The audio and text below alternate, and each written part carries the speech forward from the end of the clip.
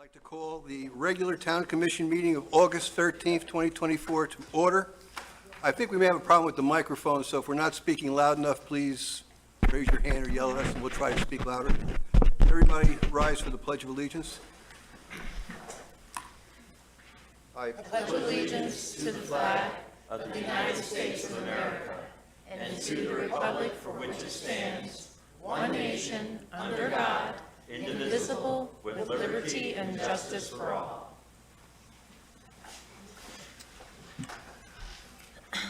Please call the roll. Mayor Tompeck, Here. Vice Mayor Fender, Here. Commissioner Burrell, Here. Commissioner Kurzman, Yes. Commissioner Mayfield. Here. Okay, our first item this evening is the Captain Henry Sewell's Day proclamation. Would the town clerk please read the proclamation into the record?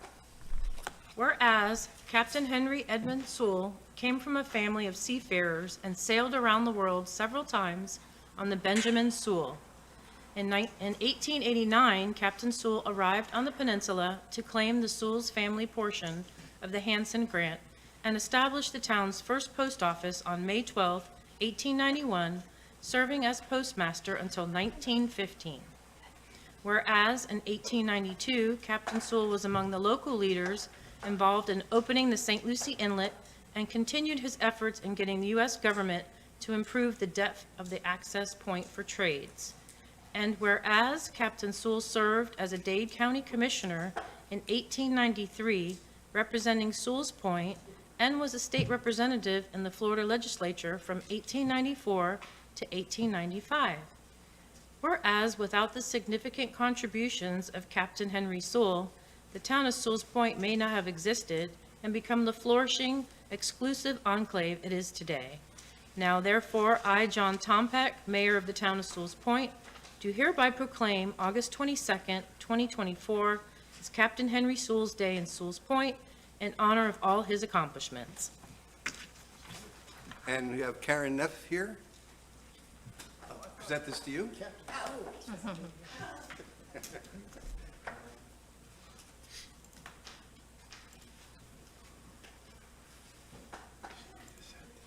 Yeah.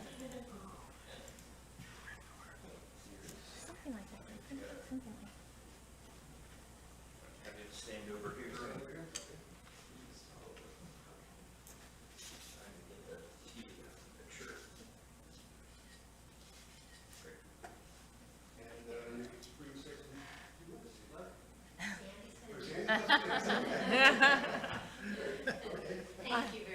I'm just so glad that Karen's here to accept that proclamation, and our town clerk has done more to share the history of Sewell's Point than I have been able to do, I swear.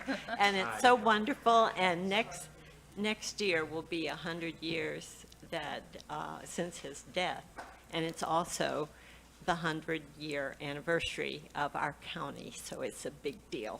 So this is the second year we've done this, but next year it'll be even more meaningful, and thank you very much. Thank you. Thank you. Thank you.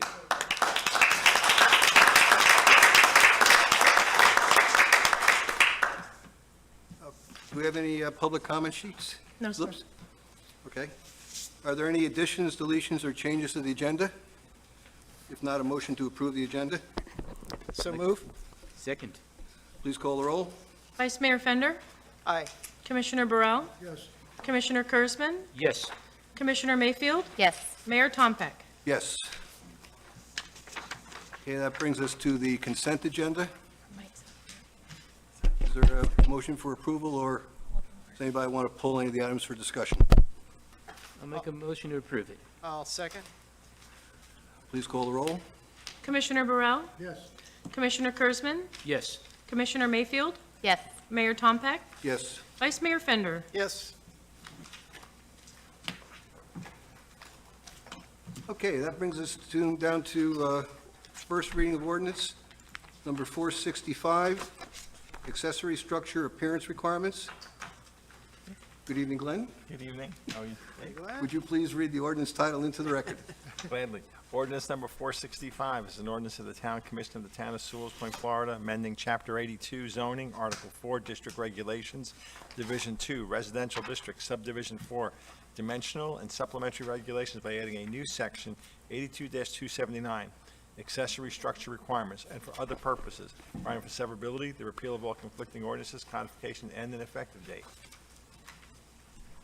Thank you. Are there any comments from the public? Okay, comments from the commission? I'll be glad to start. I like the way it's written. I'm just a little bit worried that some of the paragraphs here are going to be hard to enforce, and I'm specifically talking about, I guess it's 2B. And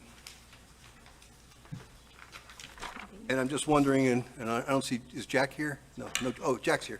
I'm just wondering, Jack, I'm sure you got some of this information based on review of other ordinances around the state or whatever, and I'm just wondering how you're going to be able to enforce this. And also, I was looking at the detached garage part of it, and I wasn't sure why we require articulated panels as opposed to, there's a lot of other styles of garage that seem to work fine. And I appreciate you putting fenestrations in here, because I had to look that one up. I didn't know what fenestrations meant, so thank you for that. Yes, this was an ordinance, I guess it's a hybrid of other communities' ordinances related to the same obstacles that they faced at one time. What happened is, we did have a large metal building that was constructed in the front of a yard, which made us aware that we did not have anything that would not permit this. So we had to, in fact, issue a permit and allow the large metal building to be built in front of the building, that you met the setbacks and everything else. And that's the whole reason for this, is to try to make everything fit into the neighborhood, so it doesn't stand out and look so obvious that it shouldn't. It should probably be an industrial area versus a residential area. So in the case of perhaps a metal building being put in front of a regular house, you're really looking for color palette and that kind of thing, and Correct. there's So, not a whole lot you're going to be able to do to make it exactly the same, because you're not. no, going to- just something so that it does not stick out like a sore thumb, that it does go with the neighborhood and fit in, rather than be something that's very, obvious that it doesn't fit, or that it should be in like I said, in a commercial area. Because right now, there's nothing that says they couldn't put a giant metal barn in the front yard as long as they met the setbacks. Mr. Mayfield? I guess I don't need my mic. Yeah, I think this is a good idea fundamentally. Section 2A, greenhouses are included. That seems odd to me, because I thought greenhouses look a certain way because they're a greenhouse, like they're glass or what, you see. So I'm not sure how you would make that look like a house or something, so. I think they're looking for something that would be softer versus, say, somebody were to just get a metal building and put glass on it. It's something that would soften it up. It's subjective, of course. Right. Same with the gazebo. The gazebo and the greenhouses don't appear as building-like to me. That's just my opinion on those. And then C, the accessory structures located on through streets and facing a public-private street. At the end, it says, complement the surrounding character of the area of said street. I feel like that's a bit vague, and part of what makes our neighborhood interesting is different kinds of houses, so that's just, to complement the street seems quite vague. I'm not saying that And- can't be interpreted some way, but, And as I read that, I felt the same way, that how are you going to enforce this? yeah, that one's a, Well, again, everything is subjective, and I guess I would take into account what the actual neighborhood looks like. And I think the main goal is to stop those, the ones that are obvious that should probably not be in the neighborhood, or or be in a residential area. I don't know how they would word it to cover everything but that. That would be a rewrite for the ordinance, I guess, or an exception, or maybe you could have a panel. But again, that would be subjective too. Is there kind of an option to, plant big trees in front of it or something like that if they can't, match the I rest? guess they would go before the zoning board on something like that, and ask for variance and say, we would, hide it from everybody, they wouldn't be able to see it. Commissioner Mayfield? So is C saying that if there's a structure that faces the street or somewhere not where the main house is located, it needs to be matching the areas it's close to versus what A says, where it's supposed to accent the house? I don't have it in front of me right now to read it. Glenn might have a better, do you have it? Or maybe that's not A, So B. Or really- B is what I'm- right, yeah. B is really talking about matching, being consistent with the primary structure, right, architectural design. C, you're right, is different, Right. definitely different. It's now saying it's going to conform and complement the surrounding character. And you're right, it's Right. going to be more difficult. You could have that language match B if you wanted to. Accessory such structures located on and facing a public or private, although probably covered by B already, because Right. that's not limited. So the question I agree. really is, do you want to include C or not? Because C is a little different than Mm-hmm. everything else in here. I would say no to C, but that's just, like, not include it, and the rest of it seems good, except for what the mayor said about the articulated panels. I don't know if that's too specific. Yeah, Jack, do we currently only allow articulated panels for garage doors? No, And is there a reason one way or the other why? no. Probably, it was probably taken from an existing code, and that's probably how it was worded. Okay, because I think there are some other garage door types other There's a lot of, yeah. than articulated panels, and I'm sure some of them are hurricane-proof or whatever. So I think we probably want to maybe take that out of here. Okay. So you're talking about taking out the last sentence?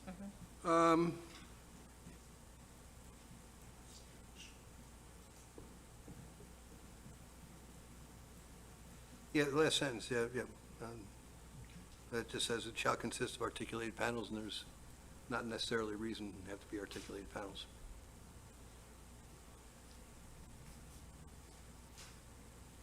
Articulated panels are kind of boring anyway, don't you think?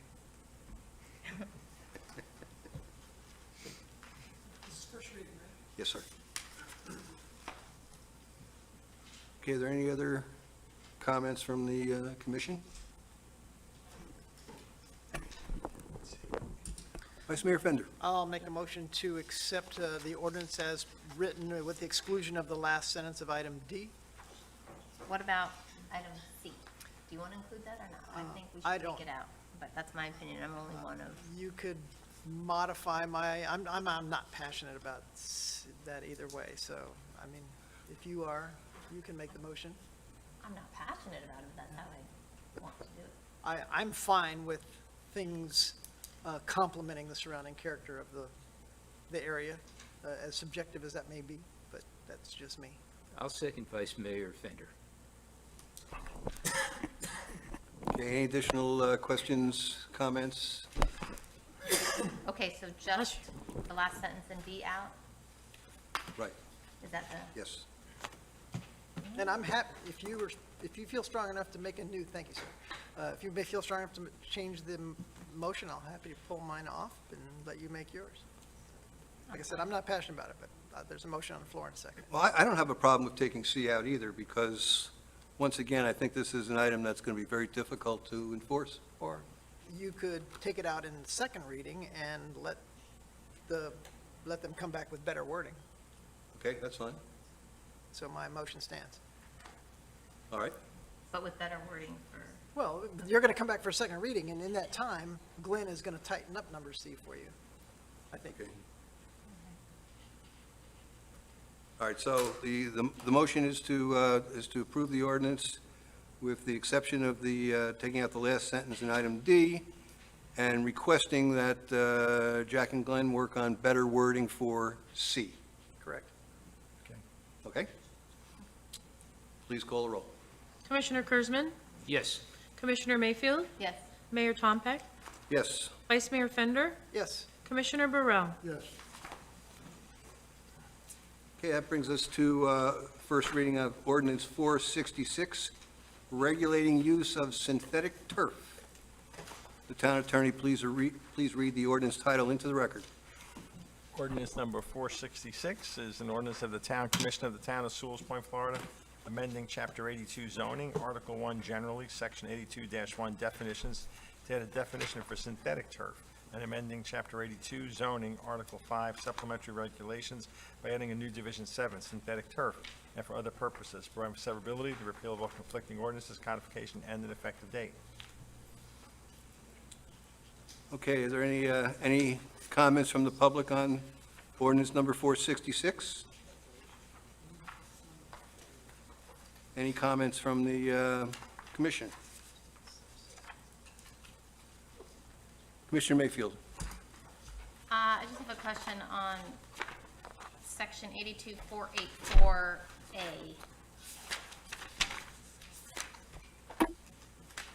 What does that mean exactly? I don't know if Jack could answer that, or whoever wrote it. Areas of living plant material shall be installed and/or maintained in conjunction with the installation of synthetic turf. I don't really understand what that means exactly. The next sentence, trees and shrubs shall be provided for the minimum code requirements, makes sense. I would assume that would be implied always.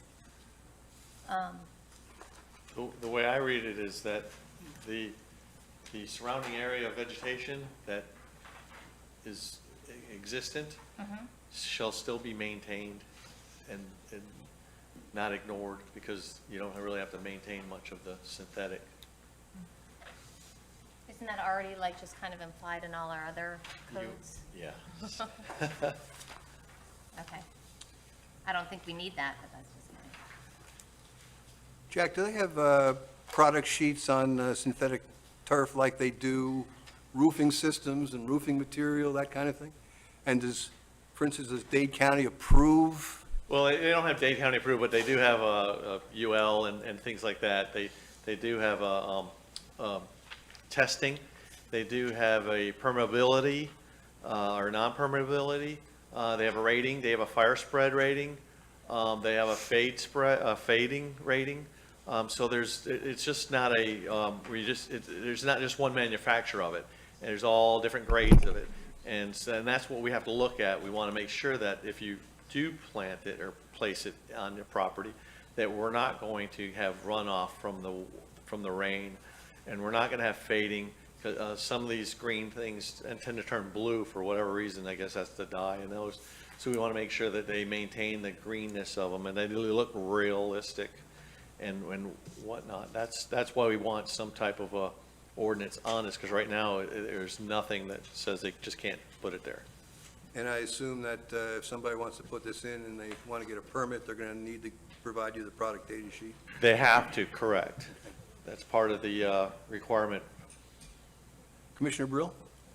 Two things I'd like to say about this. One is under design standards, down at D, requiring it to be manufactured in the United States. As much as I go along with that, it's still kind of putting the burden on the owner to do just that instead of shopping around.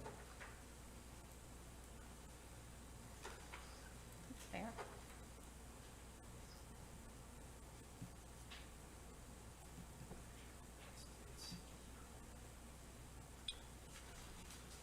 You want to strike that? Yeah. And I have one more thing. Could we say preferably manufactured in the United States? No, I'm serious. We'd sure like them to at least, Well, I'd love them to try, and if they can't, then, It's kind of an overreach by by us. When you have to buy it here. okay, is that okay with the rest of the commission, to strike that? I mean, do people put things like preferably in a law? Does that even mean Y- anything? Yeah, I mean, yeah, obviously the state of Florida has gotten things now in their laws about buying from China and other countries. You know, preferably isn't just that's preferable. You're not, it's not enforceable, but it's kind of like it's aspirational. You want it to be that way.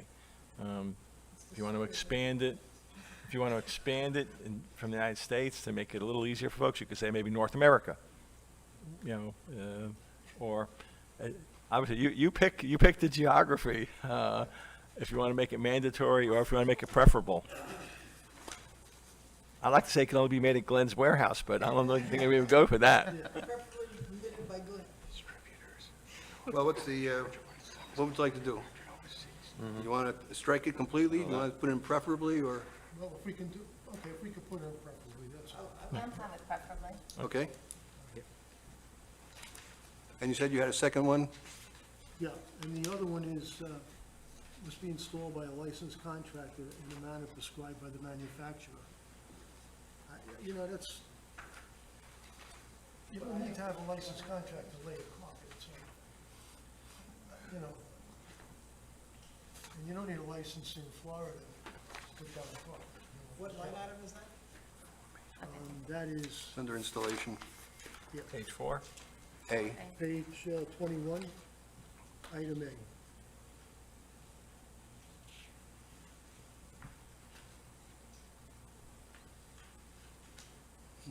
How about installed professionally? Or Well, I does mean, that exclude a homeowner? You know, see, the thing is, like, there are certain standards in Florida. Okay, like, for instance, a handyman can do this, okay? But right now, you don't need a license to be a handyman in Florida, where you used to have a license. Well, that's why I'm saying professionally instead of. Well, that's a matter of, what do you consider professional? Well, I would assume that's your handyman, right? Or, You can't, there's no way to really prove that.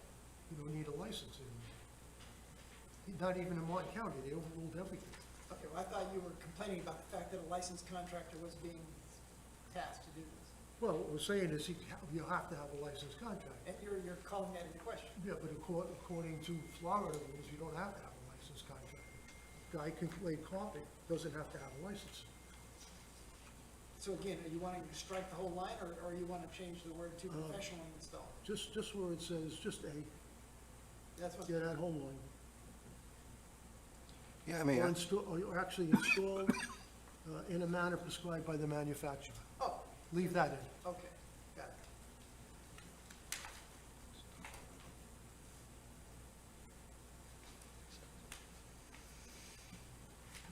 okay. Commissioner Kurzman? Yeah, it also says in there, you can't put even in the easements. There are two properties that I'm aware of that have it in easements. One's on South River Road, the other one's in High Point. And they've been there for so many years. I'd hate to see somebody have to rip it up. I mean, can they be grandfathered in? Yeah, we're not going backwards on anything. We're Okay, just just going trying to make- forward to make sure that, yeah, only because then if we had to do any work in that area, we're now responsible for any of the work, removing it or replacing it or repairing it. All right, I just want to make sure they're covered. Well, and I think, Commissioner Kurzman, that that's really covered by F here, which requesting that if you have previously installed synthetic turf, that you have to, within 90 days, obtain a public works permit and comply with all the requirements. And I think that might be a little difficult, Jack, in some cases, for them to, meet the current requirements if that has already been in. And so I don't know if there's anything we can, I understand what you're doing. We did something very similar to this when we did for the boat covers. Correct, yeah. Okay, that if anybody had a boat cover up, they had to do that. Yeah, I would maybe, unless there's an issue that comes up where we're getting excessive runoff from that area because it's not permeable, or, yeah, it could be something like that. Otherwise, we'll just allow it until an issue surfaces. Okay. Vice Mayor Fender. So just, I wasn't privy to the background that led to this, so I'm wondering if you can just maybe shed some high-level insight on what the ending aesthetic is supposed to be in the proper use of synthetic turf? In relation to trees and actual real grass, are you suggesting that we would eliminate, the concept is we don't want any real grass? And No, what's the proper use in your mind of the synthetic turf? the proper use of it? Well, or- I'm just saying, if I wanted to put synthetic turf in my property, Right, which right now is all grass, right. in your mind, this ordinance saying replace all grass with synthetic turf? Or is it, we recommend synthetic turf being used in these particular ways in a properly landscaped environment? No, we're not looking to dictate on where it's supposed to go or not go. We're just looking to make sure that if anybody decides to use it, that it has some regulations to allow the rainwater to soak through it, or also the maintenance of it, because if somebody does install it and it starts to fade or rip Well, or I'm thinking tear. in terms of setbacks and things like that. Setbacks, Yeah. as long as it's on their property, no, we're not regulating where they could put it. no. So, okay, so in that regard, somebody could completely replace all of their grass with synthetic turf? According to the way this is Probably. written? Correct. Okay, all right. It's an expensive operation, but yes, Unless, they could. unless curious. you come up with an ordinance change that says they wouldn't be permitted to do 100%. All right. But it's- And there are cities that do that. There are cities that Correct. say you can't cover more than 25%, 50%, whatever the percent is, yeah, with synthetic turf. But every community is different. Every has different standards. they had some that said the front yard cannot be, but the side and rear can. I think that Vegas has A that. lot or of them something, have yeah. the front yard not being synthetic. Right, correct. But that's, again, different communities. No, I appreciate the input. That's kind of what I'm asking. I'm just curious. Yes, no, The we're not. intended use, yeah. Yeah. Commissioner Mayfield. Yes, I'm gonna go back to F, section 487 permitting F. I believe, Mayor, you were just chatting about this, but I want to make sure I get it right. So somebody who has turf in the right of way, after this would, if this was approved, then within 90 days, they have to get a permit. And it says, and comply with all requirements of this subsection for installation and maintenance of synthetic turf. Does that mean that if it's didn't follow every single thing, they have to change it? We said they were grandfathered in, which made sense, or I'm sorry, that was Commissioner Hersman that brought it up.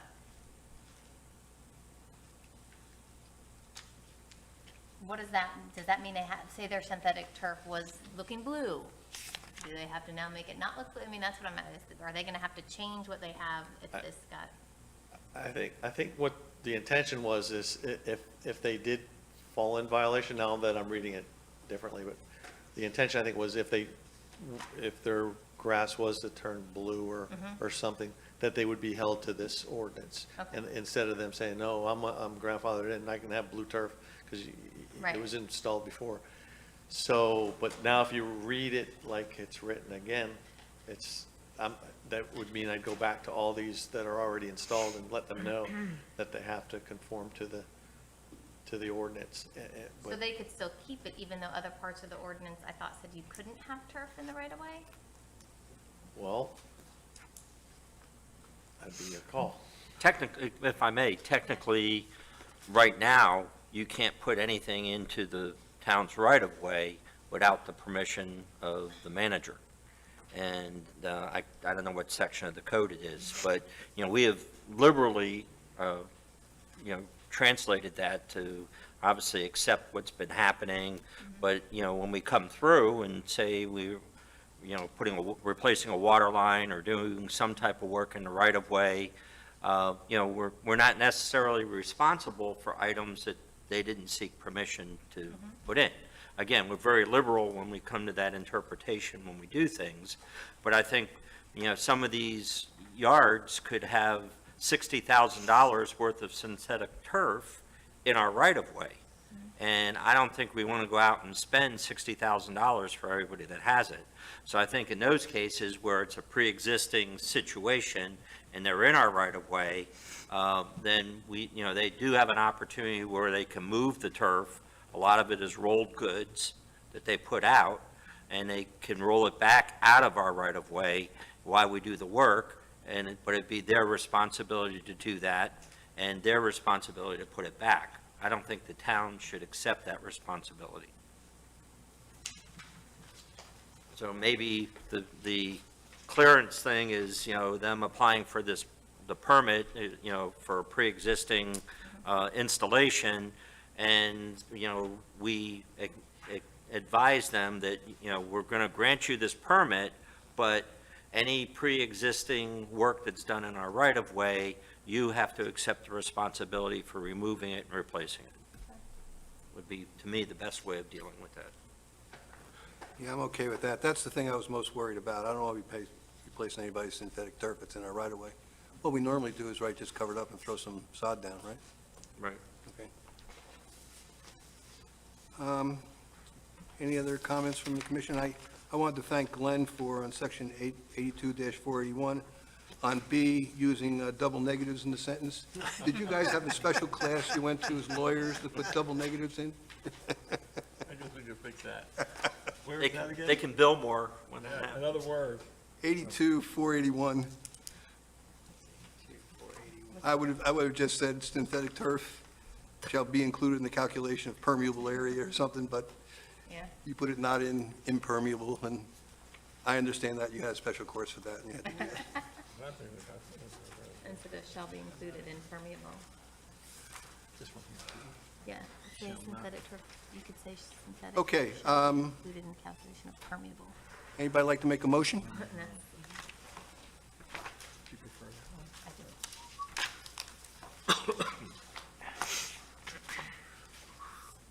And the motion would include the change to 82-481, 482, Design Standards D, preferably manufactured in the United States, and 483A, which is be installed in a manner prescribed by the manufacturer. Those are the two changes I heard. Were there any others we wanted to put in? I thought that one paragraph didn't need to be there, but Which one was that? Oh, 82-484B, I mean A.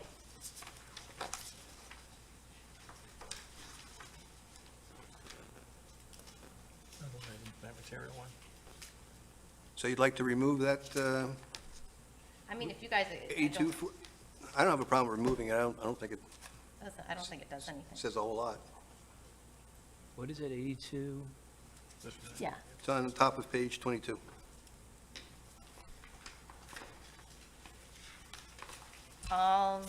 Vice Mayor Fender? I'm just going to make the preliminary statement that I am still unclear on the long-term aesthetic desire of the impact of this. So I'm interested in learning more. Clearly I need to do more homework on this, and I'll be happy to jump back in on second reading, but I probably will vote no on this until I get some better understanding of what we talked about earlier with percentage of coverage and I don't know, I'm a grass guy, so I'm not against synthetic turf.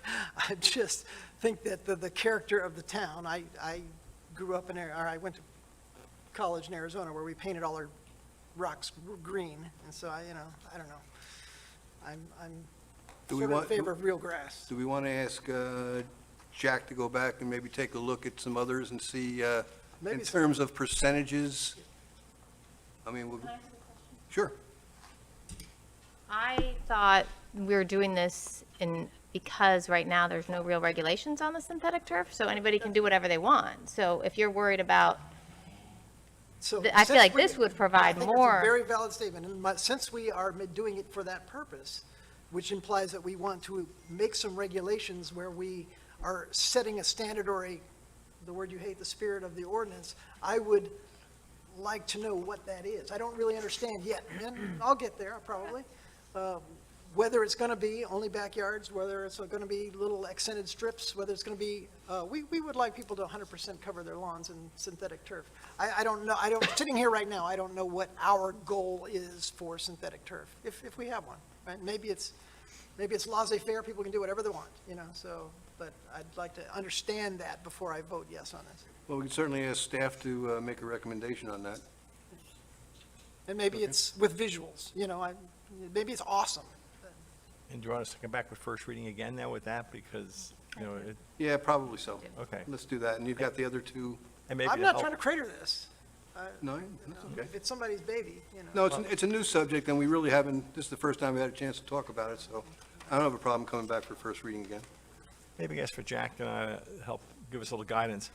In general, the idea of synthetic turf in the front yard, is that a thumbs up or a thumbs down? Because that's, again, as Jack said, that's where most of the towns and cities focus on. They may do percentages in the back and the sides, but the front always seems to be the point of, Better be careful. We have some that have it in the front yard. Right. I know that for sure. Correct. That's why we didn't put it to one spot or the other. but again, you could be grandfathered those folks in. Yep. and permanent in the It would be if- nice to see pictures of those things that we currently have, just so we can say, here's what we have installed today without ordinance, you know, I'm just saying, some investigation. I can do this offline, too. We don't have to do it on Di's time, but. Okay, we'll come back. All right, so I guess we don't need a motion and a vote then. You're welcome to. I'm just No, telling you. that's okay. We're going to come back with first. We don't need to do it again. Thank you, Jack. Mr. Mayor, can I ask us to go back to 465? We've got it coming. Oh, sorry. It might be about this. There you go. Oh, okay. Dr. Farrell. Thank you, Commissioners. Very briefly about the synthetic turf discussion. One of the items that you might want to consider is disease of native grass, specifically a virus called mosaic virus. It infects Floratam, and the only way to get rid of it is by removing the grass and replacing it with more grass or landscaping, shrubs, plants, etc., or synthetic turf. So I'm not instructing you on what to do, but if someone's lawn is infected with mosaic, Is that something that's happening currently? it's more, it occurred in Palm Beach County, but it has occurred here. I am a victim, I must admit, and my neighbor next door was also, it started in his lawn and then spread to mine. And I had people come out with the proper credentialing to certify the fact that indeed that's what I had. I had the option of replacing the Floratam or going to synthetic turf. So I got together with my neighbor and said, what do you think the best course of action would be? And we agreed that we would replace it with synthetic turf, and we did it as one project. So you did do this? We did do it. Oh, okay. We did do it, but we did it not by choice. We did it because it I was mean, the most you love it? cost-effective thing to do, because there wasn't any guarantee that we wouldn't get the virus back and then have to do the whole project over again. So it's just something, a consideration, that sometimes you're forced to do this alternative rather than, putting new grass in.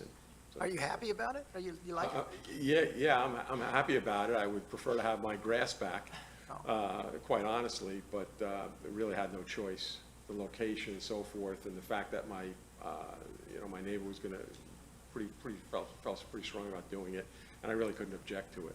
Maybe I'll So- swing by and take a peek? Yeah, sure. Yeah, Interesting. Yeah, Cool. bring your golf Good clubs. info. Yeah, okay. I'll bring my putter. Yeah, bring your putter, yeah, next door. Anyway, Thank that's all, just a consideration. Thank you.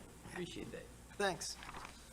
Okay, that brings us to item 9, resolutions, resolution number, Mr. Mayor, but before you go to item 9, could I go back to 465 while it's still fresh in our head? Because if I can come up with the language now, then we won't have to, kind of discuss it again next meeting. That was the one with the accessory structures in C. And what I thought of trying to thread the needle would be accessory structures located on through lots and facing a public or private street other than the street where the primary structure is addressed shall take out the word conform and just say be consistent with and complement. Kind of picking up the language from B, the consistent, rather than, the word conform is kind of strong. but I don't know if that's the solution. I'm just, Well, this is really just looking at the same thing from the other side, right? In other words, let's say somebody has a lot that goes all the way between two streets. His house is facing one street, he's got something on the back of his house that faces the other street. That's what you're really talking about, something like that? but what you're also saying in B is it shall be consistent, all accessory structures, all. It doesn't say except the through street, so all of them have to be consistent with the primary structure anyway. So I frankly wonder why C is even necessary, because you're already saying that all accessory structures that are visible from the public roadway. So if it's not visible from the public roadway, that's different, but if it's visible from the roadway, it's got to be consistent with the main house. So if C, you just brought a good point. If C says you've got to be consistent with the other street, and that differs from your house, now what is the poor guy going to do? Is he going to be consistent with his house or consistent with Commissioner Mayfield's street, which is the next street over? So I thought we were going to take out. Well, you can do take half and out half. C, The right? front could do one way, and, I'm sorry, what'd you say? Isn't that what we decided to take out C? No, you said I should tighten up the language and Oh, bring it okay. back, and I was trying to tighten it up, and the more I play with it, the more I see this conundrum of one section says you've got to be consistent with your primary structure. And to your point, if the other street, the back street, is a different look, then what is the poor person going to do? They're going to be consistent with their primary structure or with the other street? So essentially, we could go back to what Commissioner Mayfield suggested and take the whole paragraph out, C. The more I'm twirling it around in my little pea brain, I'm thinking that, yeah. Anybody have a problem with that? I know. Okay. We'll just take it out for next time then. I think. All right, thank you.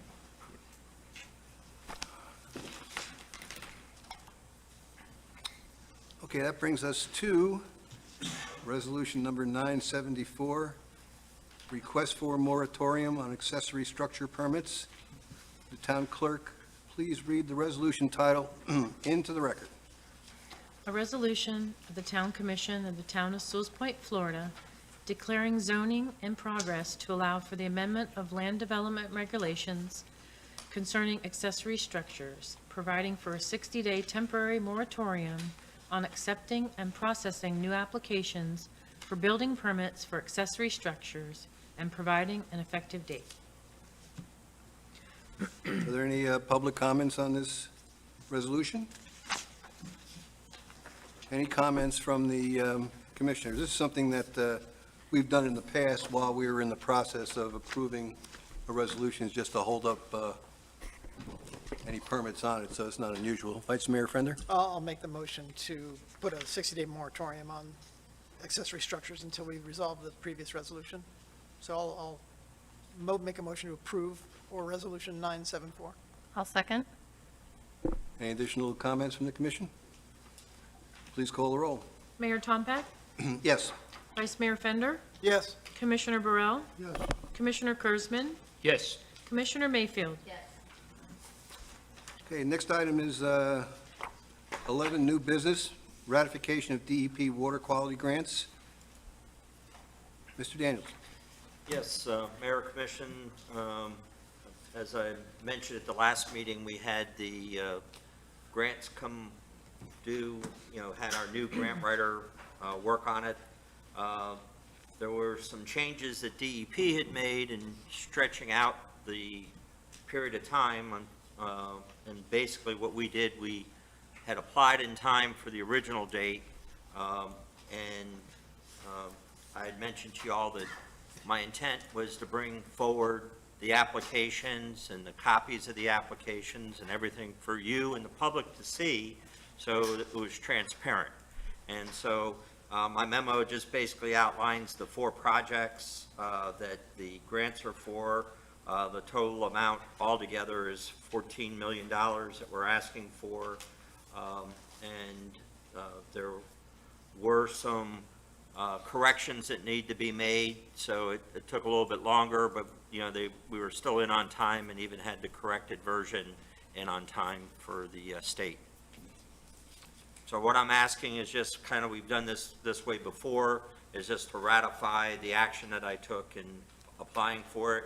The converse is that, you know, we would stop the process and withdraw the grant applications if you decided that that's what you wanted to do.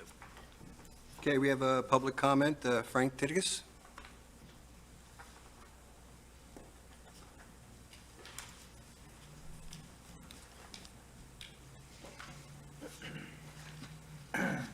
Good evening, Commissioners, Mayor Tompeck.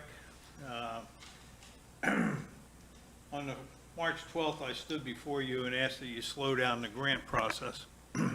Get it right the first time, allow time for citizens to review it and have input, and the grant log be an accurate reflection of the status of the grants. You chose to ignore that request, and you have before you tonight 4 grant applications that Amy Adams submitted between the 9th of July and the 11th of July.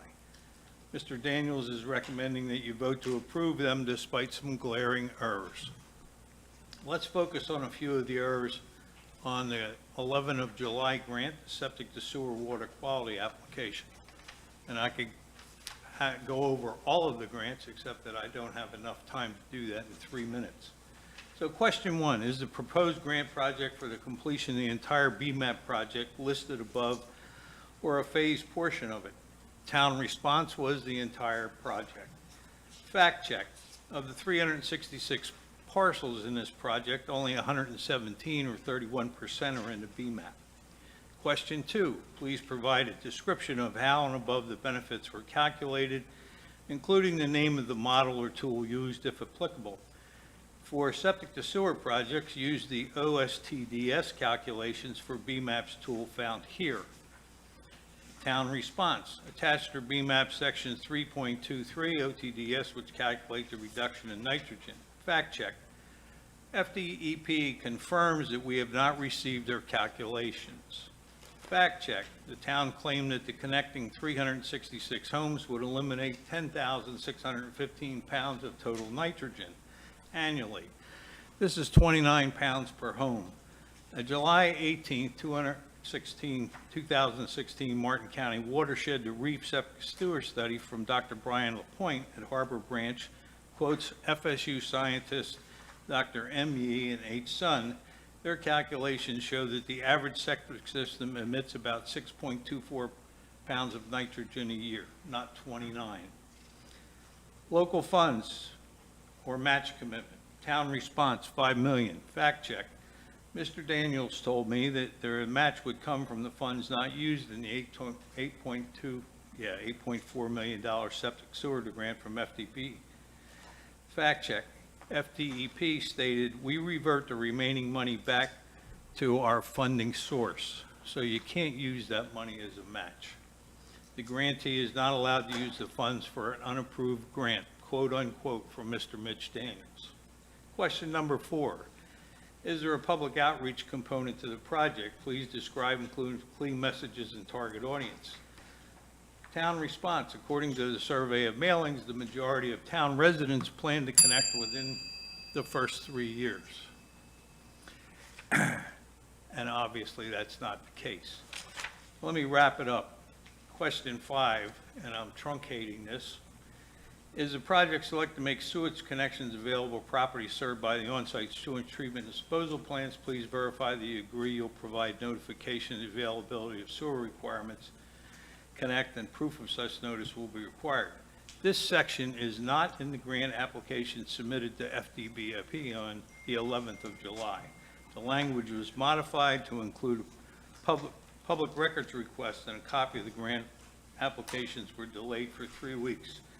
I'm going to pass out to you what FDEP turned around and gave to one of our enterprising citizens the day after a request went in, which was the 16th of July. And so they got their a copy of the grant on the 17th of July.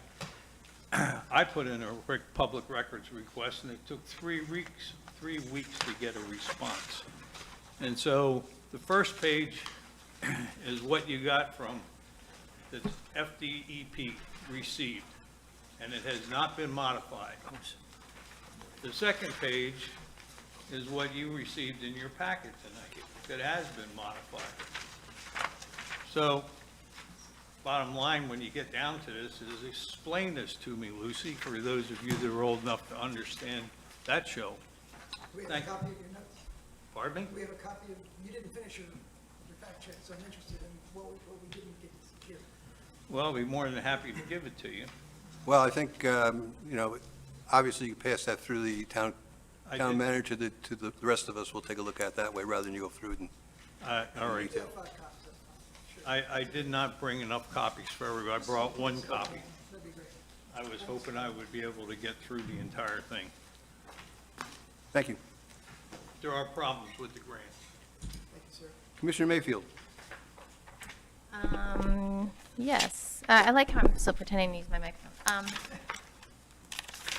I was going to make a motion to ratify the town manager's decision to apply for the above grants. Or the full grant. Is there a second? I will eventually second, but would like to ask some more questions if possible. Well, I'm sorry, Commissioner Baril was, Sure. That was from before. that was from before? Okay. Who could second and then discuss? Or I have, Would you like to do that? Why can't or I I guess discuss it and just then I second? guess it just dies? No, it's still out there, right? We can second any time, can't we? It'll actually die for lack of a second. Oh. I Can can you do raise it, it I again? can do it again. Okay. Go ahead, you had some. So yeah, I appreciated the overview. I'm always interested in the grant process. I think it helps the taxpayers, certainly. I'm interested now, just the fact that I see some Phase 1, Phase 2 entries here, so I'm just want a quick overview of if this implies modification to the current funding status of the projects we have in play. And maybe Joe might be the man, I don't know, but these totals that you're listing here in your brief, are they changes to the financial structure of the projects we have underway, and do they impact them? I'm most interested negatively, but in any way, I guess. Sure, I can tell you in general without going through each one page by page. Sure. The grants themselves are to supplement monies that we need to complete the projects. So, for example, we have Phase 3. If you recall, when we made the presentation, we did not get the, actually, that was Phase 2, I'm sorry. So Phase 3, we ended up being short dollars, and we were hoping to be able to recoup these dollars to do the whole project, Phase 3 is the one we're about to start. the one we're about to start. So we were roughly about a little less than $1.5 million short. So not knowing what the bids were coming in, we requested $1.5 million. Phase 2, we're short $5.5 million, because if we use the same predicate for the bids that we had the last time, and that's kind of what Joe's been doing, is, looking at what's out there right now on different jobs and how they bid out. So we're going to be short $5.5 million for Phase 2. And Phase 2 is the one that we originally voted to ask for the $1 million with the legislative delegation. They lowered it to $500,000, and then the governor vetoed it. Phase 1, Part 4, which is basically the South River Road project, we're asking for $2 million. We estimate that one to be a $2.5 million project. I guess one of the other points of clarity, well, let me go through this. So that project, we don't have any other funding for it other than what we voted on, or what the commission voted on, for that smaller portion of the project that would then be incorporated in the larger portion. And then Phase 2 is the septic to sewer project. And what we're looking at is the reality right now of the county not authorizing the grinders for the remaining 366 locations. So kind of what you heard is not completely factual, and the 8.6 or 8.4 million that we had is for 706 connections. We're predicating on what the county's going to be requiring us to do with a gravity system and adding in lift stations that we're going to need an additional $5 million. So we plan on spending the 8.4 and using the 5 million. Now, Probably more detail than I'm looking for. I really just have kind of two specific questions Okay. that are high level in nature.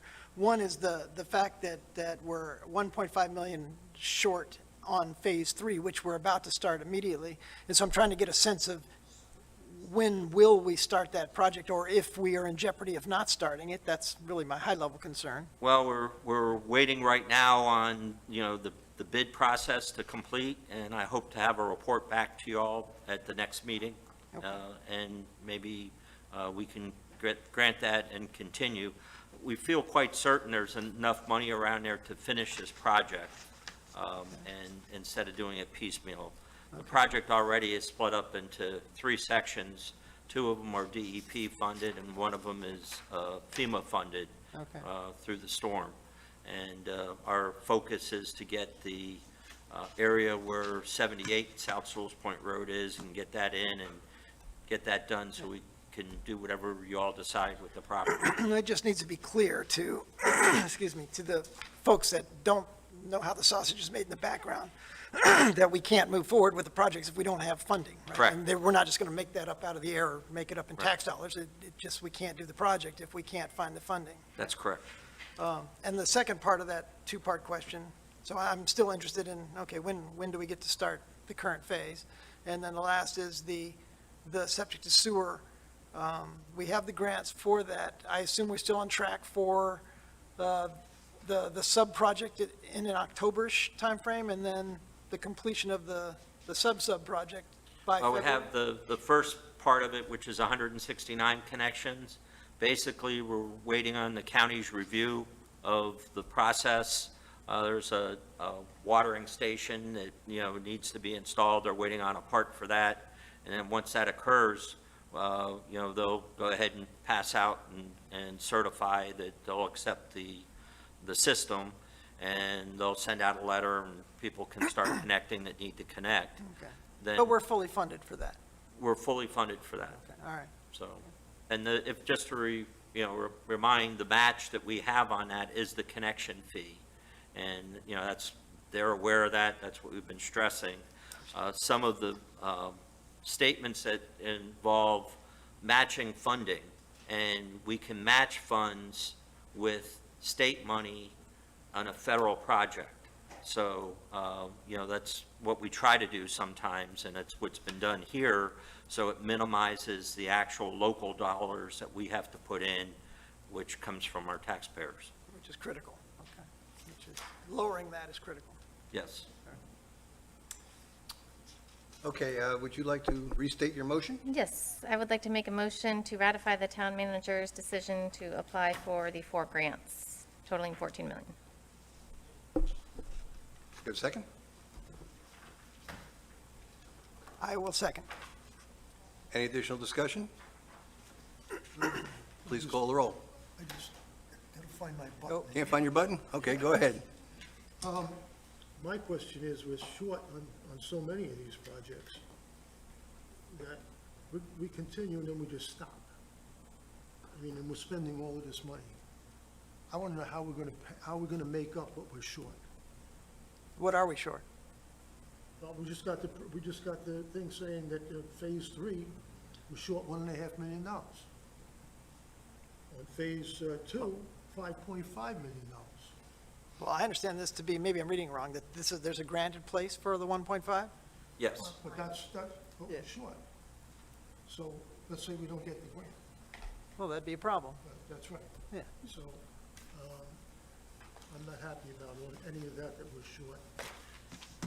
I think if we go back in history a little bit, if I may, and I wasn't here, but when Phase 1 was done, there were some issues that came up while they were doing that Phase 1 project, and I believe they actually had to delay it until the grant came through. Right. Hopefully, we don't want to go through that, but that is a possibility. But like I said, the Phase 3 is actually broken into 3 sections, and the north section is a DEP-funded project. The center section is FEMA, and the south section is DEP. So, you know, we can slow down on finishing up one of the phases or starting one of the phases of it, but we'd like to just kind of move through the whole project. But, you know, from my understanding with the grant funding, we hopefully will know between September and October where we're at. By the time we let the contract out and, you know, with the provision in there that we can withdraw certain areas if we need to for that funding, we should at least be able to move forward on the other two sections. So that's what we're thinking right now. Commissioner Mayfield?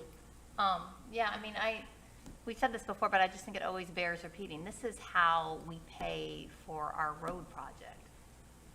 Sewell's Point can't raise enough money in our taxes to ever pay for the South Sewell's Point Road project. So this is how we do it. So, you know, the idea that we're short the whole project. So if that's how we're talking about it, like, this is how we do it. And yeah, you got to be smart, and you got to make sure you're going to meet your cash flows and that you're not putting the town in a precarious financial position. But this is fundamentally how we're doing our project. So I just want to point that out to residents. And I think that some of the, and we've gotten a significant amount of grant money already. Most of that hasn't been spent because we haven't gotten to the construction portion of the project, so we still have plenty of money to get ourselves rolling. Commissioner Kurzman? Yeah, if it's the part that held up Phase 1, just to educate the whole thing, but I want to explain, there's a tribal, one of the Indian tribes who were holding it up. They had to sign off on it. It took one of our former commissioners, Commissioner Campo, had to make some phone calls, but we finally got it done that way. The other thing is, by the time this comes around, by the time we get to Phase 3, we should already have the grants in place probably by then, because it's not happening anytime soon. I mean, that's just our reality. These projects have 2 speeds, slow and stop, and I'm not kidding around when I say that. Even Phase 1, they built the Hoover Dam faster than they did Phase 1. I mean, it's just, so it's just time consuming, and, you know, correct when you say we're short, but we came through with all the funding. And like Commissioner Mayfield said, we're always going to be short. I mean, but it always comes through because that's the only way you can work with grants. You're never going to have all the money up front. It just never occurred that way. But it winds up working, and it's gradual. We've never come up, and if we don't have the money, then obviously we can't finish the project. And then we're going to have to ask the state, once again, for help with another grant. We're going to have to come up with something, but they're not going to abandon it, especially being it deals with water quality when you're dealing with the road project. Okay, please call the roll. Vice Mayor Fender, Yes, please. Commissioner Burrell, Commissioner Kurzman, Yes. Commissioner Mayfield, Yes. Mayor Tombeck. Yes. Okay, that brings us to our discussion items. The first one is an overview of the budget. Mr. Daniels? I'm going to ask our finance director to come up and share the stage with her as we walk through a brief look at the budget. Generally, you know, the way it's been handled in the past here historically is, you know, we present the budget to y'all, we give some period of time that you can go through it, get questions answered from staff, and then in September, we have 2 public hearings on the budget, and we also have 2 public hearings on the millage rate. So we'll kind of just walk through an overview on some of the, you know, policy decisions and walk through it. So, Mariah, here. Good evening, Mayor and Commission. So what you have before you is the proposed budget in a brief for fiscal year 2025. It's the same format that we used last year with some minor modifications toward the end of the document. We start off with the town manager's letter. We have the budget calendar that we tried to follow as close as we could. Some of those, items are kind of modified depending on where we're at internally and being able to present it to the commission. If we turn to page 81 in the packet, basically we have policy issue overviews, and the main one being the property taxes.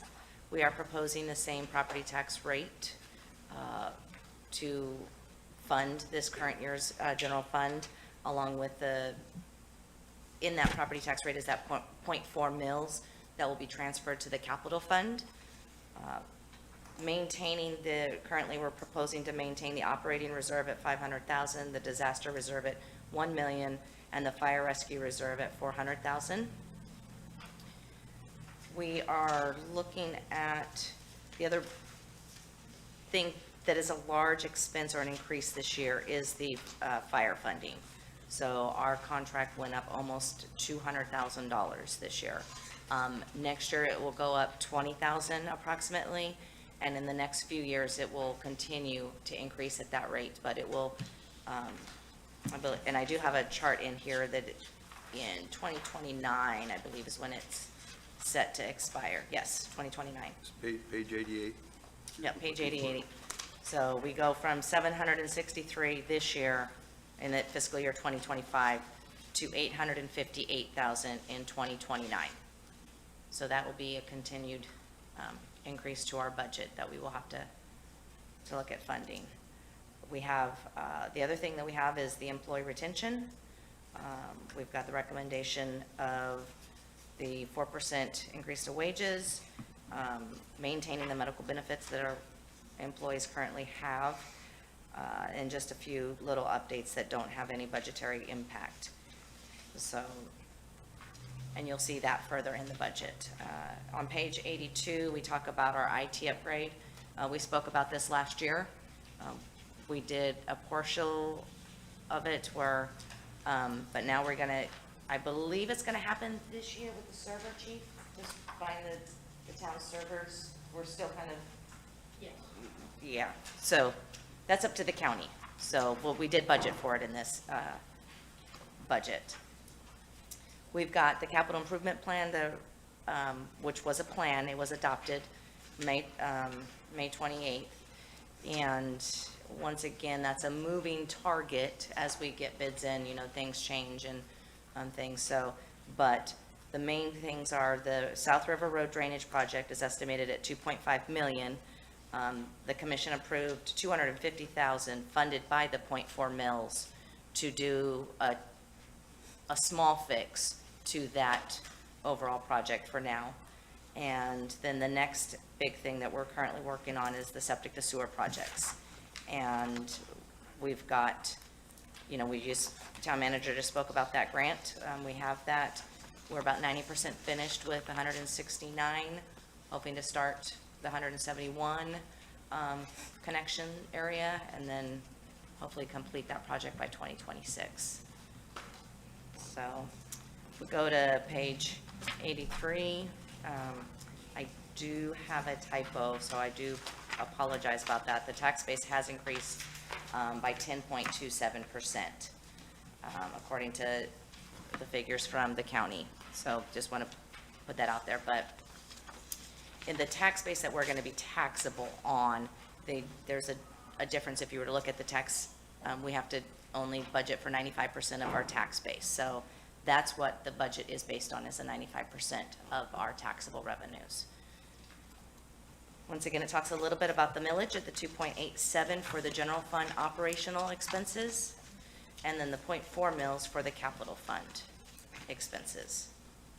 So the combined millage would be 3.27. And it is a 7.85% increase over the rollback rate.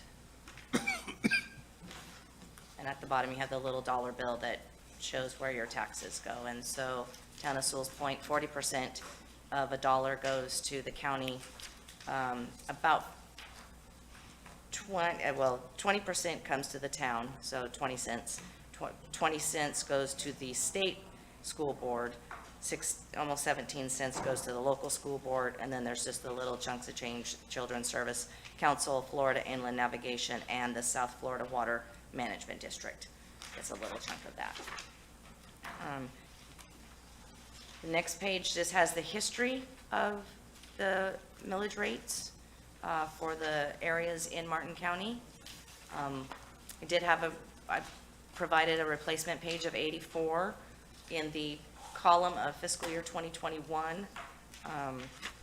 It was pointed out to me, there was 20 mills for Sewell's Point, so I appreciate that. It's actually 16.74. But you can see the history there, along with, and I think last year, Vice Mayor Fender asked me to put them kind of in that order at the very end, so I did that.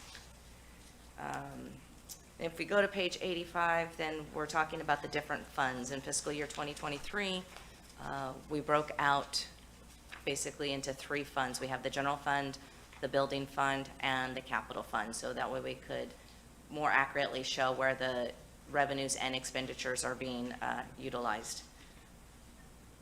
So there's nothing really changing there. If we move on to page 86 and page 87, this is a summary of the revenues and the expenditures, and this is by fund. So the first column is the general fund, the second column is the building fund, and the third column is the capital fund. The general fund is proposed at just a little bit over 4 million. The building fund is 523,000, and the capital fund is proposed at 24.5 million.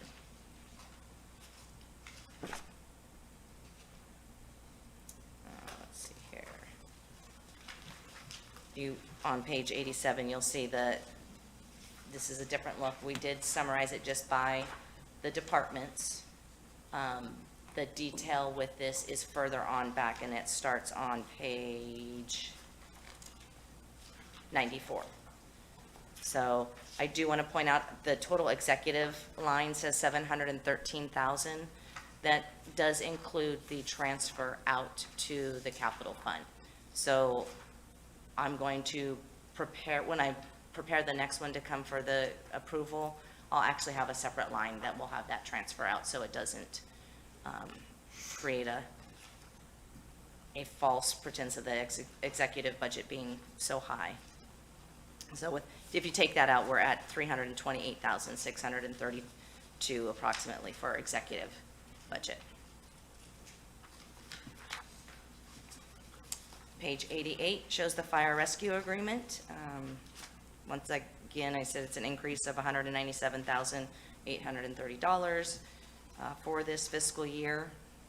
We were planning on it, we have been planning on it, and I think we're going to be able to cover next year with the overages from this year, and still be able to keep the remaining 400,000 set aside for the future increases and to help fund it. Page 89 is just talking about the employee retention policies. So you can see that. We are recommending a part-time building inspector for the building fund, so that is a recommendation in addition that we are recommending, for that. And then recommending changing the vesting schedule. Currently, the schedule was 20% after 2 years, and then 20% up into the 6 years. And I think we spoke about it last year, but what we're looking at is the possibility of just changing it to 100% after 4 years, at the end of 4 years, so you wouldn't get that 20% after 2 and 20, an additional 20 at 3, and then 60 would just change to 100% at 4 years. So on page 90, you see the position control and pay ranges.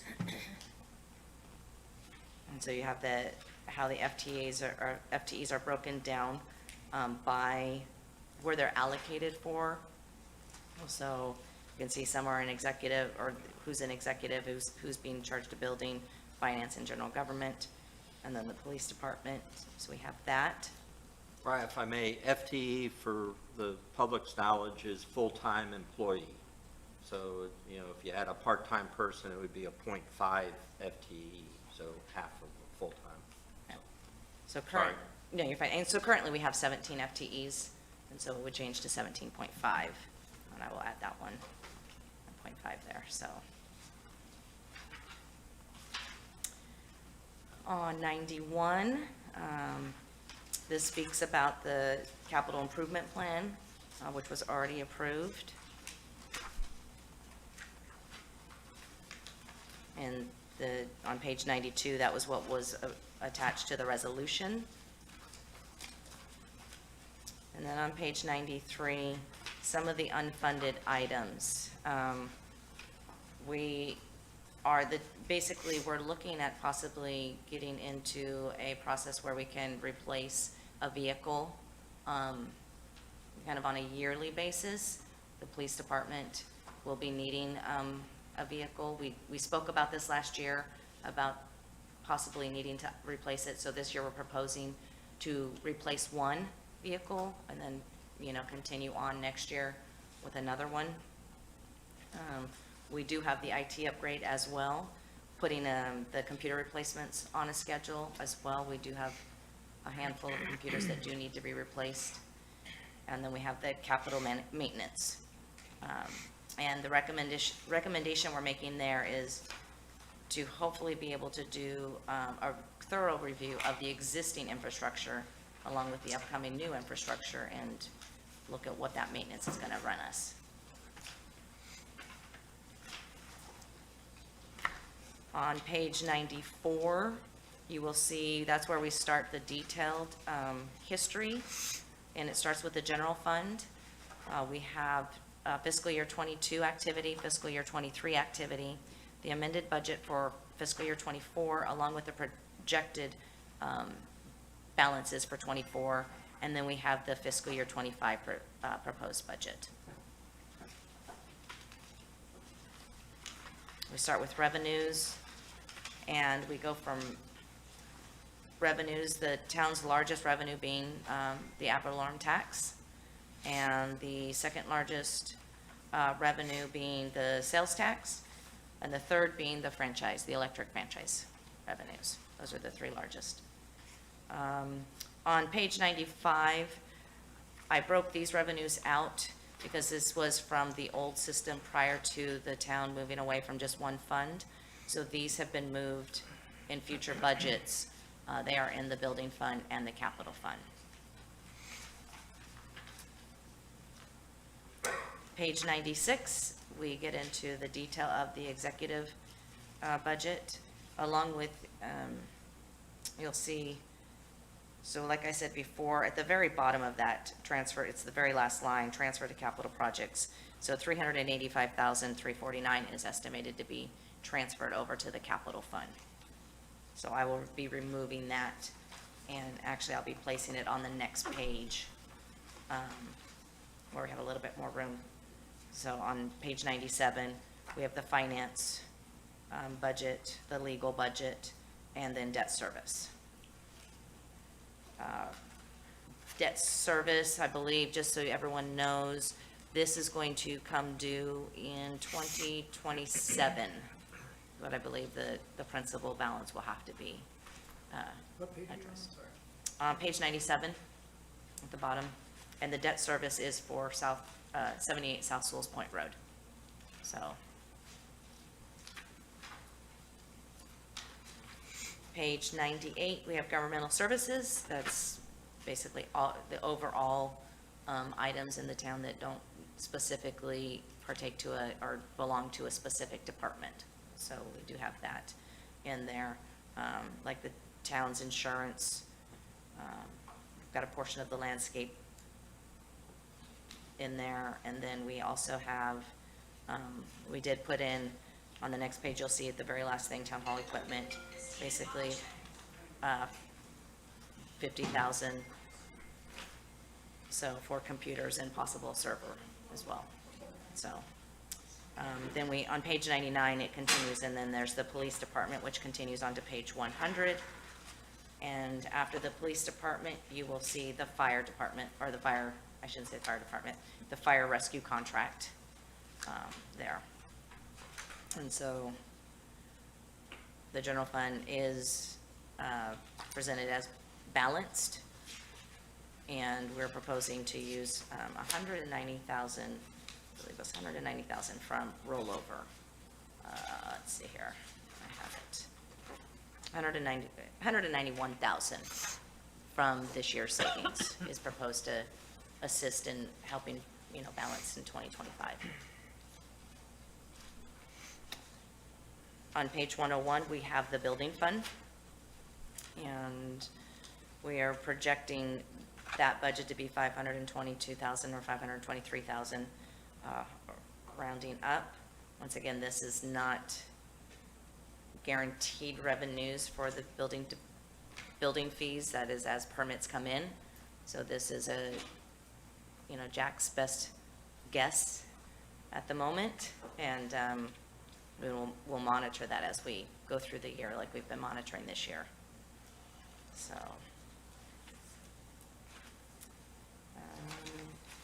page 102 goes into the capital fund, where you can see the revenues. This does break down the grants a little bit more specific. Tried to label them so everybody would know where they're, what project they're for. They are reimbursable revenue, so that does mean we have to spend the money before we can ask for the money from the granting agency. So, page 103 goes into the actual stormwater projects, and down at the bottom are what we have going on. And so, just an example, in the projected column, septic to sewer is projected to basically be done hopefully by year end of 2024. And then we'll move into septic to sewer phase 2, or part 2 and part 3 in 25. And page 104 basically is just a summary of that. And that is the budget in a brief. So, any questions? Thank you very much. One of the questions I think always comes up, if the ad valorem taxes or the amount of the ad valorem taxes are increasing, why can't we roll back the millage rate? And of course, the answer here comes out in very specific relief in terms of just the increase in the emergency fire rescue will eat up all of that increase just by itself. So I think it's important that, residents understand that. I had a couple of very, very brief questions, and I'm not even sure, just one question. On page 94, bottom right-hand corner, I was unclear about the reserve utilization for the 2024-25 budget. Can you explain that to me? That's the 190,000 that we're going to be using from this year's leftover, so. So basically, it's our savings this Our year that we're savings. carrying over as part of the budget for next year. Okay, great. Any other, this is a good, very good first step. We appreciate that. Commissioner Brill? I'm just curious on why we need a building official assistant. I can explain that. Right, currently, if Jack goes on vacation or, is out, for an illness or something, we have to call Martin County in, and we pay Martin County to come in and do our work. Sometimes they show up and do it, sometimes they don't. There's no consistency with it. And by having a part-time employee being available for those instances when they're needed, or when Jack's doing plan review, where they can go out and follow his lead on the way that, we're handling our code. Unfortunately, Martin County doesn't know the nuances of our building code, our local development code. So I'm kind of hesitant to have them go out and do a final inspection on a residence because of that fact. So There's money in the building fund that we need to spend, and I thought that was an appropriate expense to have. Any other questions or comments? Commissioner Mayfield? Yeah, I just wanted to say that I think you did a good job. I think we've come a long way from when I was first commissioner and what the budget looked like. I think it was an Excel spread, like I said, I think it was an Excel spreadsheet that someone put together, and, you know, I'm not knocking that, it was working, but this is an improvement to have the software and to have it broken, we refined it, so I think you did a good job. Thank you. Okay, Second that, by the way. Thank you.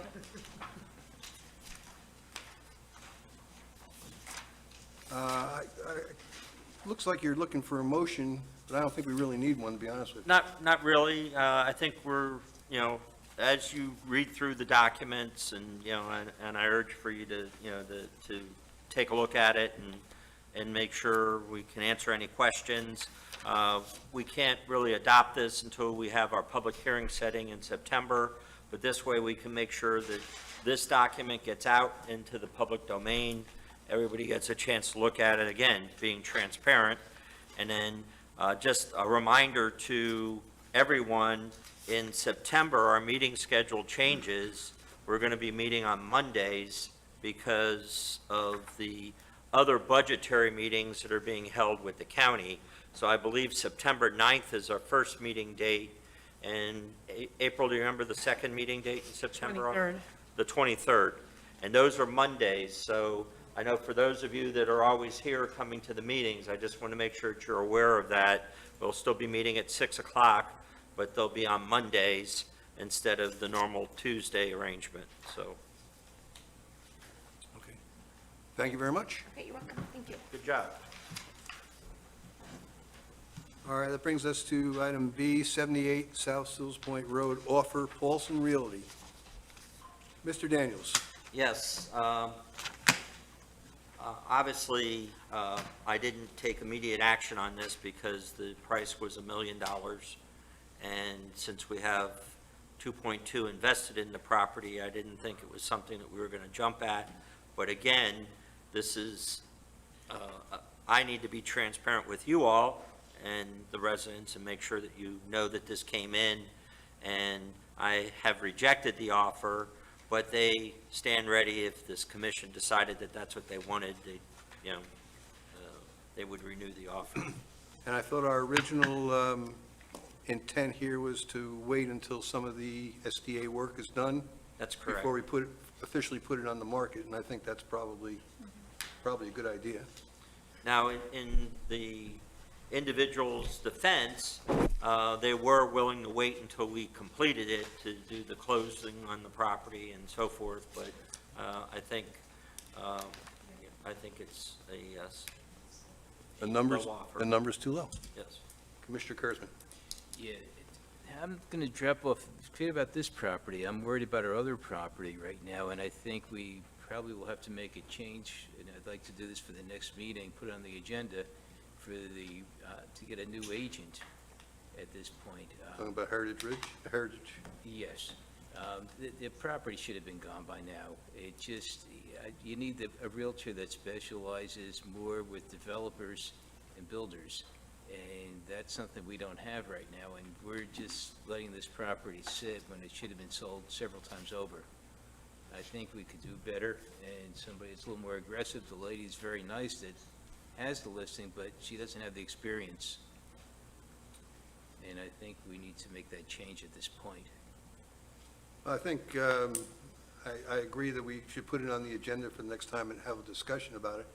Remember, we agreed to the pricing, and we haven't asked her to lower it if it's not selling, so it might be premature to replace her when we haven't given her the freedom to lower the price a little bit.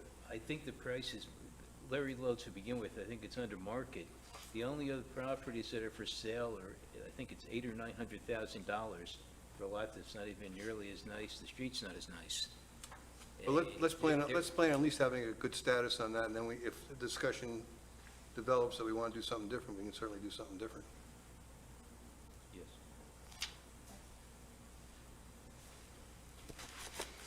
Okay, any other comments on that item? Let's go to the code enforcement. Could I just make a quick comment? That's possible. I thought the question would be answered. I'm sorry. It's just about sending East South Schools Road, make sure that this is coming to the public, that there won't be an offer entertained and not brought to the public's attention, whether it's what we own the property for or $1 million more. It just should be open to everyone, correct? Yes. Yes. Okay, thank you. Okay, code enforcement board vacancy. April, could you go ahead and present this item? Yes, we are recommending Ms. Loretta Hall be appointed as a full code enforcement board member and moved up from an alternate position at this time.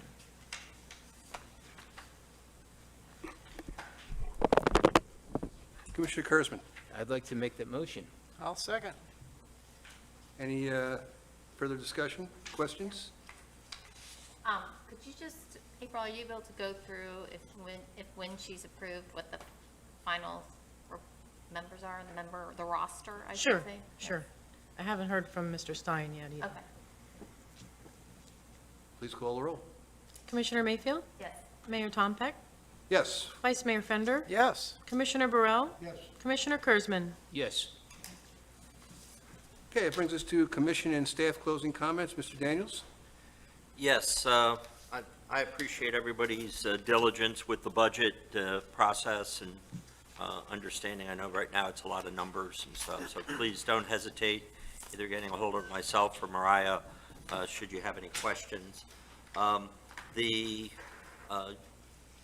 union contract that we entered into, or technically it's a collective bargaining agreement, last year had an opener in there for wages and an opener in there for any other issue that the union wants to address. One issue they're allowed in addition, and we're allowed one issue in addition. And we have a date and time of August 28th at 9 a.m.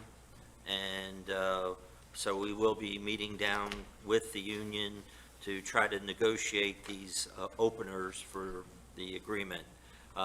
Historically, unions and management have done these type of openers, and I think when we approved the agreement, I made it known that that was going to be the case as we progressed, because we didn't want to commit, I apologize, we didn't want to commit to long-term salary increases, not knowing what inflation was doing and so forth. So, and so they understand that, but you have to give them an opportunity to hear their proposals. And so we'll be addressing those and speaking about those in the future. But I just wanted to let the public know that that is a meeting that's open to the public, and it's the negotiations, and they'll be right here in Town Hall. Thank you. Anything else? That's it. Commissioners?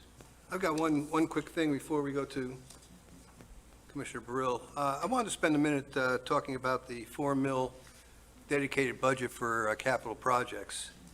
When we passed this a few years ago, it wasn't really popular, but we felt we needed the funds to handle miscellaneous capital expenditures not covered by grants, and this included delays in startup costs for construction, matching funds where needed, and emergency capital funds also where needed.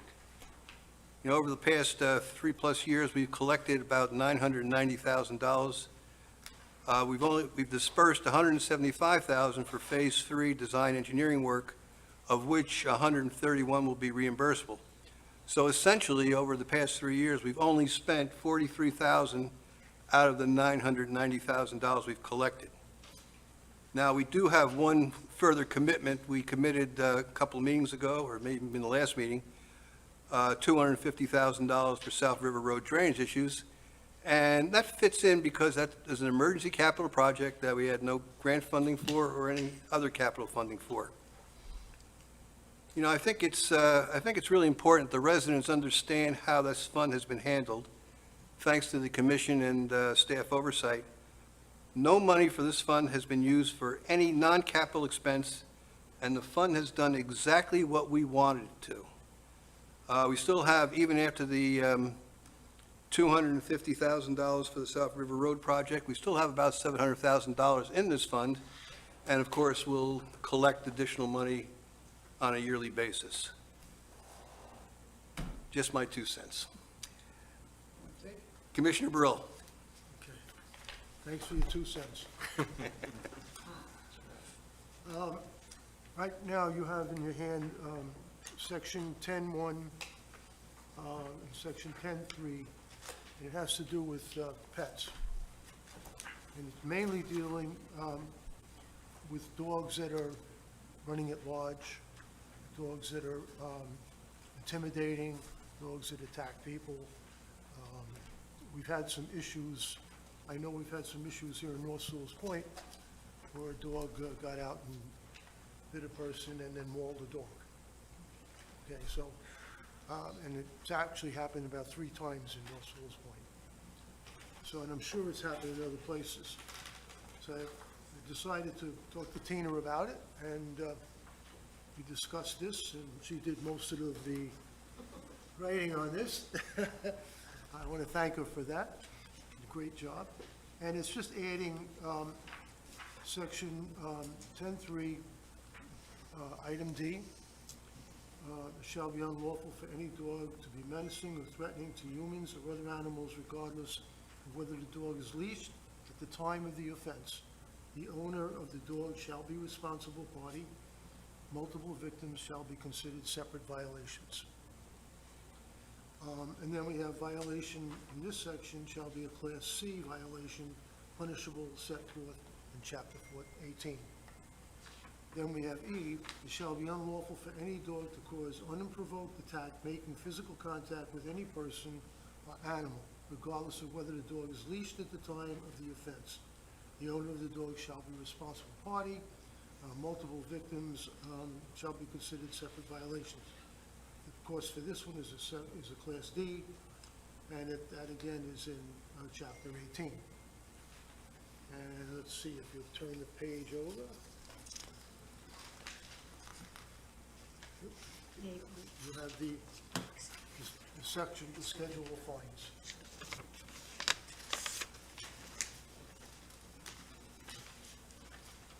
So I'd like this to be given to the attorney to run it through, and make sure everything is okay, and then come back to us with an ordinance.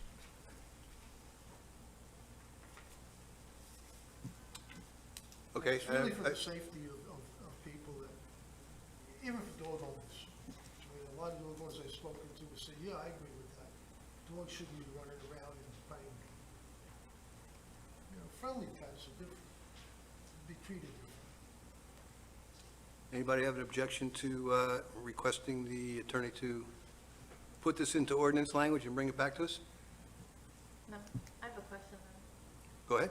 I see that it says in the section below that the county is the applicable animal control ordinance within the town limits. Is it different or something, or less strict, or what's No, the? it's not much difference. Yeah. You can talk to Well, I didn't know. Really what this does, I don't know, that's not working. As a backdrop, there has been several instances of dogs going after people and other pets. Sometimes there's a bite, sometimes there isn't. When there is a bite, there's substantial expense, as you can imagine. The only tool in the Sewell's Point toolbox right now is your dog is at large, it's a $100 fine. That is the only tool I have. The county has ordinances that they do enforce. That section dealing with the county is to put into our ordinances that we are basically empowering them to go ahead and enforce those without any issues. Okay. So that's kind of codifying something that occurs already. What the 2 additions that he had there is, I'll describe an incident that happened just a few weeks ago. 2 women are walking, one of them's pushing a young baby in a carriage. Dog goes flying off his property, big old German Shepherd lab mix, going after them.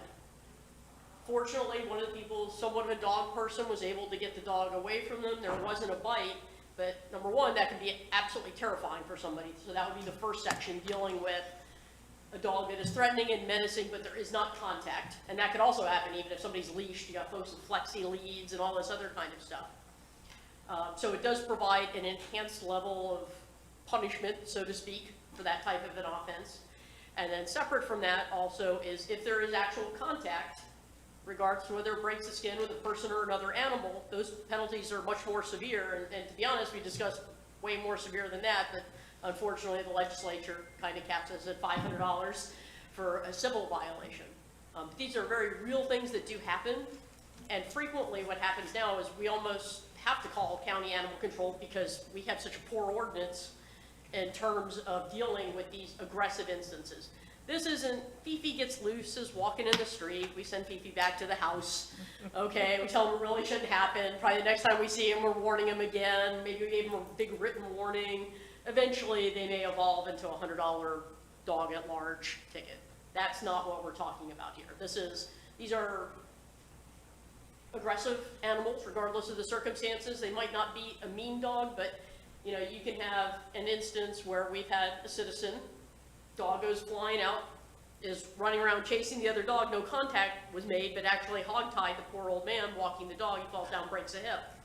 Okay, serious things can happen, and you know, no one's more of a dog lover than I am. You know, I have about 1,400 pictures on my phone, okay, but you know, this is an issue that we kind of need to be able to have some extra tools in our toolbox. And, you know, I applaud Commissioner Briel for bringing that forward and kind of spearheading this. Any other questions? That's a good idea. Thank you. Any other commission comments? Mr. Torsivia, would you like to add something, or No, nice to see you as usual? Nice to be here, and appreciate this, and what the chief says is exactly right. This gives Martin County some authority and can assist us, and we'll have it ready for you next meeting.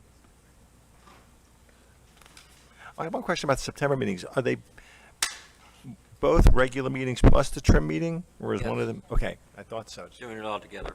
Okay, good. All right, I got a late public comment form. I'm debating whether I should call him. Please make it less than 3 minutes. Cynthia Lucas. And you have to speak about dogs. I am. I'm going to say, and she'll know that. Andrew, it was not Andrew Jackson, by the way. Because Andrew Jackson, my golden retriever, has gone off to many a times. Last week he went off with Coco and Woodson, who live in Sewell's Meadow. They got out of the gate, and Woodson knew his way home, and they've only lived there 6 weeks. So the 3 little hooligans went on there and banged on the door, and the maid let him in. So I just want to say he's innocent, and if you're coming to arrest him, let me know, because we have a blog. The other thing is, my trees are tagged. I know that Vinny had asked, and Joe, you're here. We're in hurricane season. My property has never been flooded before. I heard through the grapevine that somebody made a comment like that. I have many pictures going over 20 years, 18 years, of every hurricane, every water that came up on the road. It's ridiculous. So I'm hoping that we're moving forward on that. I mean, I just want to remind you that it was $22,000 that Alan McPherson gave me a bid for. That would have brought in the fill, raised up the back, put the grass in, cleaned up the fence, taken down the fence. I don't know if that would have cured it. Right, Joe? I mean, I don't know. I'm just saying that here we are. It's now August. And if we have a hurricane, I'm going to your house, Fender. Thank you. Come on over. Vice Mayor Fender. So I just got a couple of calls this week, and I was just going to ask. I don't know the ordinance related to the selling of cars on the street in Sewell's Point. There probably is one. I'd be surprised if there isn't. Does anybody know? Selling of cars on the street? Well, people are parking their cars on the street and putting a for sale sign on them. Not getting This is not, I'm not passionate about this, Regulation on but, selling the car on the side of the street, there's a regulation about signs in vehicles. I'm sorry, repeat, I missed it. I said there's no cars for sale per se, that we do regulate signs with vehicles. Oh. So someone could park their car there, but just not put a for sale sign on it? No, you can, but there's, and I'll be honest, I don't know off the top of my head. That'd be one of those ones we don't enforce it a lot. I'd have to look Yeah. up the specific language dealing with signs on vehicles, but. Okay. So it's okay to put a sign, park your car on the side of Sewell's Point Road and put a sign for Meeting sale on? certain criteria, Okay, all right, yes, for the sign. all right, thanks. Okay, any additional commissioner comments? Can I get a motion to adjourn? I'll make a motion. We're adjourned. Thank you.